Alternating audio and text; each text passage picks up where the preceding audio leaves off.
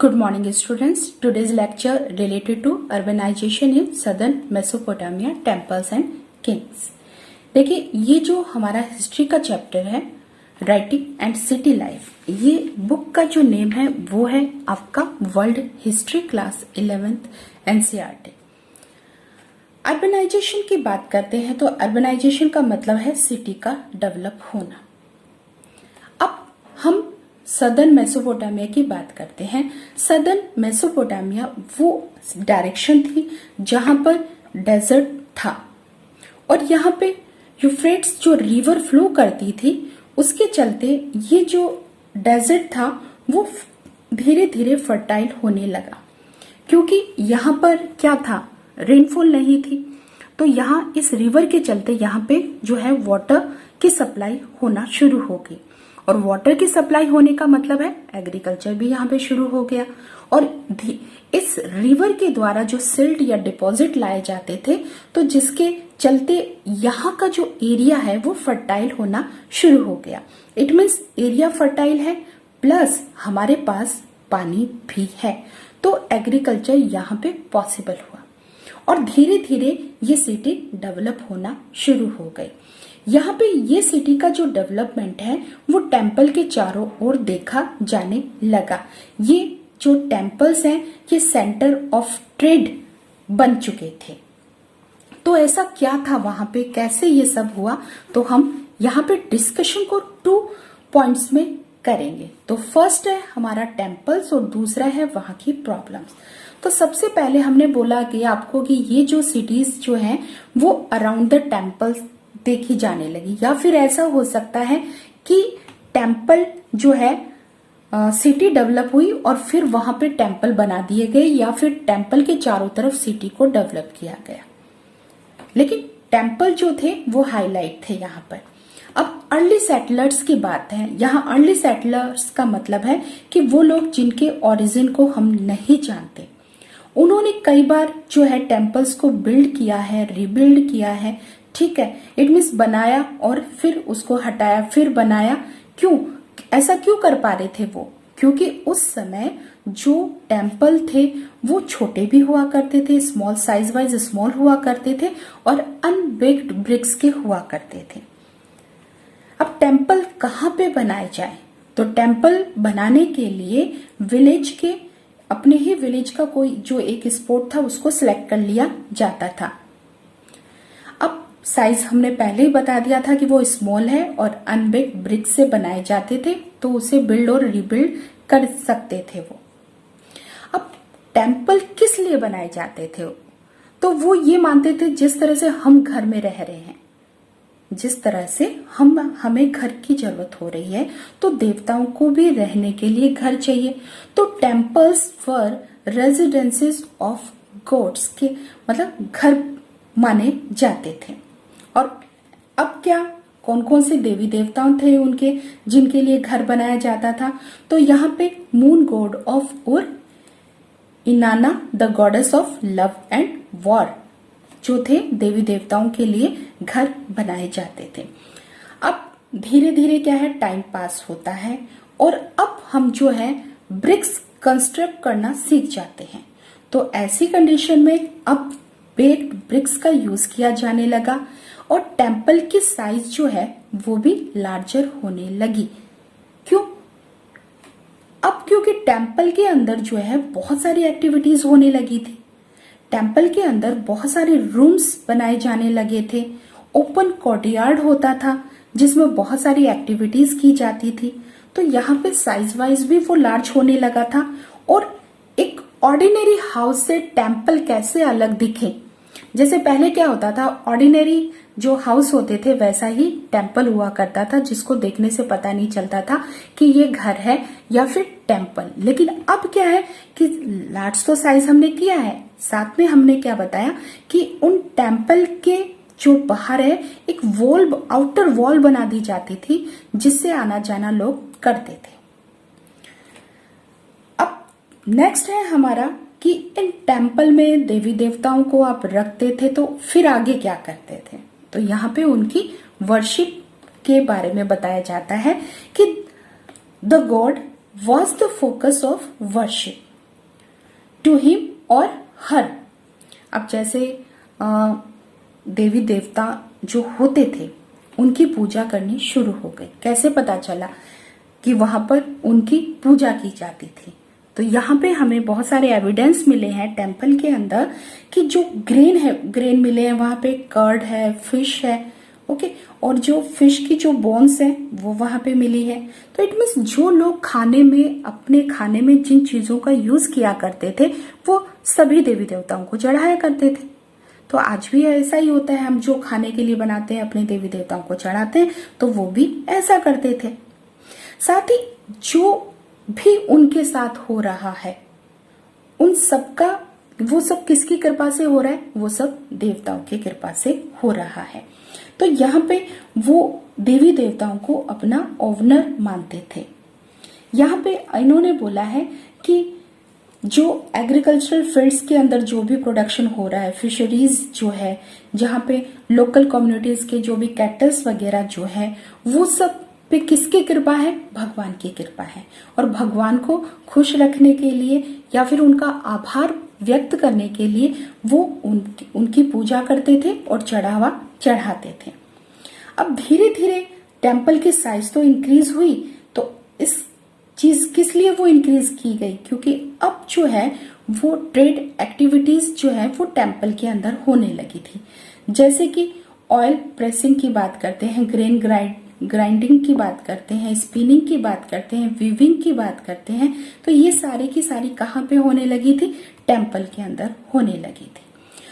जो ऑर्गेनाइजर होता था, जो प्रोडक्शन एक्टिविटीज जो उसके अंडर में की जाती थी, तो बहुत सारे एम्प्लॉयज उसके यहाँ काम करते थे। बहुत सारे ऐसे लोगों को रखा जाता था, जो स्कीपर को रखा जाता था, जो रिटर्न रिकॉर्ड रखता था कि किसको क्या दिया जा रहा है, डिस्ट्रीब्यूशन के बारे में वो रखते थे।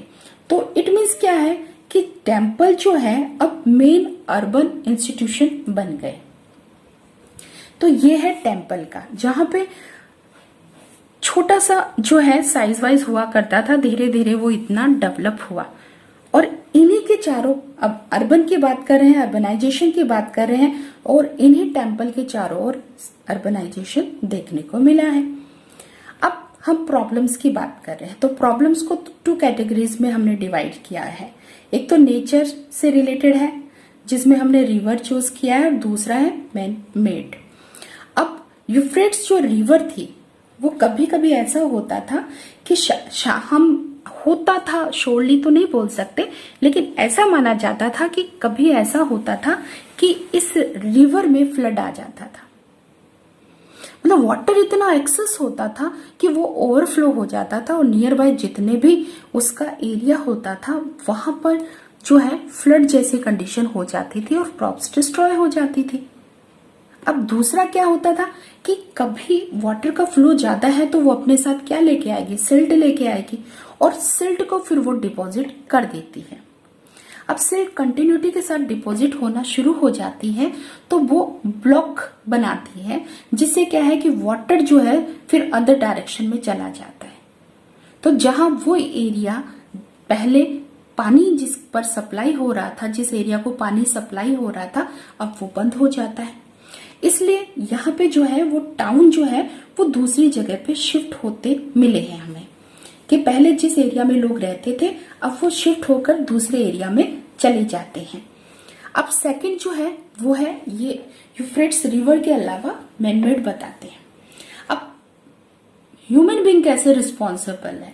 तो उन्होंने कहा कि जब ये रिवर फ्लो करती है, रिवर जब फ्लो करती है तो यहाँ पे अब स्ट्रीम के जो लोग हैं, उस एरिया के जो लोग हैं, वो क्या करते हैं, इसके वाटर को डाइवर्ट कर लेते हैं अपने एरिया की तरफ, ताकि उनको ज्यादा पानी मिल सके।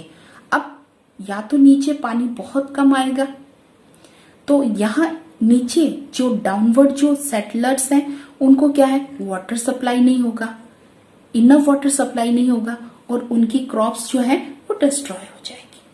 तो ये वहां पे एक है। दूसरा ये है कि जब कंटिन्यूटी के साथ क्ले सिल्ट वहां पर डिपॉजिट हो रही है तो उसको क्लीन भी किया जाना चाहिए, लेकिन क्लीन को वो लोग नहीं करते, निग्लेक्ट करते हैं इसको, तो ऐसी कंडीशन में ब्लॉक वहां पे देखने को मिलता है।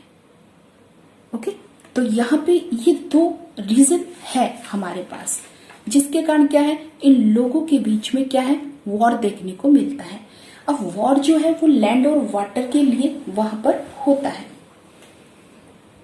अब जो कंटिन्यूटी के साथ वॉर होगा तो दो पक्ष होंगे आपके पास, दोनों के बीच में जो है वॉर होता है।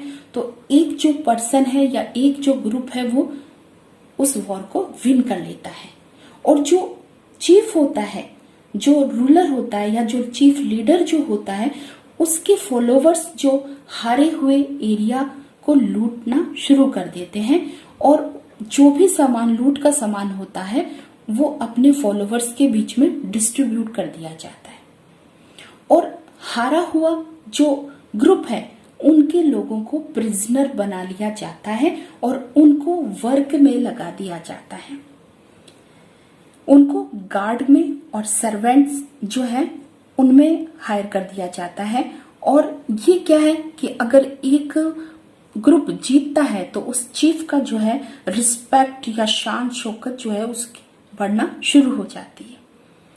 यहाँ पे इन्होंने एक चीज बताई है कि ये जो टेम्पल जो है धीरे धीरे डेकोरेशन की तरफ चलने लगते हैं, डेकोरेट इनको किया जाने लगता है, क्योंकि एक राजा जो अपना जो स्टेटस के साथ रहता है तो वो मानता है कि मैं आज जिस स्टेटस पे हूँ, जिस पोजीशन पे हूँ, तो वो सब किसकी बदौलत है, गॉड की बदौलत है। तो वो अपना आभार प्रकट करने के लिए वो इन टेम्पल को जो है बहुत ज्यादा कंस्ट्रक्ट या बहुत ज्यादा इनके ऊपर फोकस करता है। साथ ही जितना सुंदर टेम्पल होता है उतना ही रुतबा जो है उस एरिया के किंग का बढ़ जाता है। तो यहाँ पे टेम्पल को डेकोरेट करने के लिए जो राजा है दूर दूर से जो है प्रेशियस जो है स्टोन या फिर मेटल मंगवाता है, या बहुत सुंदर सुंदर तरह की वहां पर पेंटिंग वगैरह करवाता है, मेटल का यूज करता है। तो ये सारे काम जो है वहां पे किंग करता है। और किन लोगों को वो यहाँ पे लगाता है, तो यहाँ पे उन्होंने बताया है कि जो प्रिजनर्स वो लेके आता है और लोकल पीपल जो होते हैं उन सबको कंस्ट्रक्शन वर्क में लगा दिया जाता है। और यहाँ पे हमने वो पॉइंट जो स्टडी की थी, यहाँ पे अनमेकर की जो पोएम स्टडी की थी जिसमें उसने अपने एक मैसेंजर को यहाँ पे स्टोन लाने के लिए भेजा था, वैसे ही राजा यहाँ पे करता है। अब राजा जो है, जो रूलर है, वो जहाँ पे सपोज दैट ये पैलेस है राजा का ये पैलेस है, तो यहाँ पे जितने भी उसके लोग हैं उस कॉलोनी के, उस एरिया के, उस सिटी के, तो उनको वो नियर बाय ही रखता था ताकि जब जरूरत पड़े उनको कॉल किया जा सके। दूसरा, लोग जब इनके साथ रहते हैं, एक दूसरे के साथ रहते हैं, तो वो सेफ महसूस करते हैं। अब धीरे धीरे क्या है कि उरुक एक सिटी का एग्जाम्पल हमें दिया है। उरुक का जो राजा है वो एनमेकर है। तो यहाँ पे उरुक जो सिटी है जिसे टेम्पल टाउन बोला जाता है, इट मीन्स टेम्पल के लिए ये सिटी बहुत फेमस थी। अराउंड 3000 BC इस सिटी का जो एरिया था वो 250 हेक्टेयर्स था, और यहाँ पे ये सिटी बहुत सारी जो है लोगों को फैसिलिटीज प्रोवाइड कर रही थी। तो बहुत सारी पॉपुलेशन थी जो इस सिटी की तरफ शिफ्ट होना शुरू हो गई थी। तो राजा ने यहाँ पे सुरक्षा के लिए डिफेंसिव वॉर जो है वो कंस्ट्रक्ट करवाई, जिससे क्या हुआ कि लोग सेफ रहे। और क्यों उसे ये डिफेंसिव वॉर की जरूरत थी, क्योंकि यहाँ पे वॉर जो देखने को मिलता था, इट मीन्स 4200 BCE से लेकर 400 CE तक यहाँ पर हमें अटैक देखने को मिलता है कि कंटिन्यूटी के साथ यहाँ पर इस एरिया को ऑक्यूपाइज करने के लिए अटैक हुआ करते थे। इसलिए डिफेंसिव वॉर जो है वो जरूरी हो गई थी। और 2800 BC तक आते आते इसका जो एरिया है वो 400 हेक्टर था। ऐसा माना जाता था कि 400 हेक्टर तक इसका एरिया जो था एक्सटेंडेड था। अब क्या काम करें? अब जो लोग युद्ध में हार चुके हैं उनसे काम करवाया जा रहा है प्रिजनर से। किन काम में उनको डाला गया है? तो यहाँ पे इन्होंने बहुत अच्छी बात बताई है कि टेम्पल में वर्क करना जरूरी है। आप चाहे से एग्रीकल्चरल टैक्स दो मत, वॉज नॉट अ कंपल्सरी, लेकिन मंदिर में काम करना आपके लिए कंपल्सरी है। तो जो प्रिजनर्स थे, लोकल पीपल थे, वो क्या करते थे? एक रूलर के अंडर में काम करते थे। अब क्या उनको पेमेंट क्या मिलता था? अगर रूलर जो है क्या पेमेंट देता था? तो यहाँ पे मनी वाला सिस्टम तो है नहीं अभी, तो यहाँ पे उनको राशन पेड किया जाता था। अब कैसे पता चला कि उनको राशन पेड किया जाता था? तो यहाँ पे हमें ऐसे टैबलेट्स मिले हैं जिनमें राशन लिस्ट बनाई गई है, जिसमें पर्सन का नेम होता है और उसको कौन कौन से आइटम अलॉट किए जाते हैं उनके बारे में मेंशन रहता है। तो बहुत अच्छा है ये सब कि यहाँ टेम्पल में काम करने के बदले उनको राशन दिया जाता था। और एक एग्जाम्पल है बहुत अच्छा, देखिए आज हमारे यहाँ पे क्या है कि अयोध्या में राम मंदिर निर्माण जो है वो शुरू हो चुका है। अब ये कितने दिन में कंप्लीट हो जाएगा? क्या 1 महीना, 1 साल, 2 साल, कितना? आजकल तो टेक्नोलॉजी का टाइम है, तो यहाँ पे हम मान सकते हैं कि साल भर में ये टेम्पल जो है वो तैयार हो जाएगा। लेकिन नहीं, इस टाइम पीरियड में भी हमें इसको रेडी करने में करीब 4-5 साल लग जाएंगे। अब वहां पे जो एक टेम्पल, जो उस समय तो इतनी टेक्नोलॉजी एडवांस भी नहीं थी, तो इन्होंने एक एस्टिमेट दिया है कि it has been estimate that one of the temple took a 1500 man working 10 hours a day और 5 years टू बिल्ड। 5 साल लग जाते हैं उस मंदिर को तैयार करने में। 1500 लोग जो हैं वो काम करते हैं। 10 घंटा पर डे वर्क करने के बाद भी वो टेम्पल जो है वो 5 साल में तैयार होता है।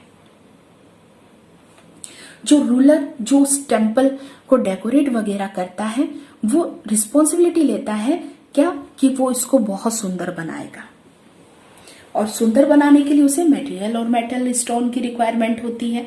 तो यहाँ पे वो बहुत सारे अपने लोगों को दूर दूर तक भेजा करता था मटेरियल को लाने के लिए। अब 3000 BC की बात करें तो वहां पे ब्रोंज टूल जो है यूज किए जाना शुरू हो गए थे।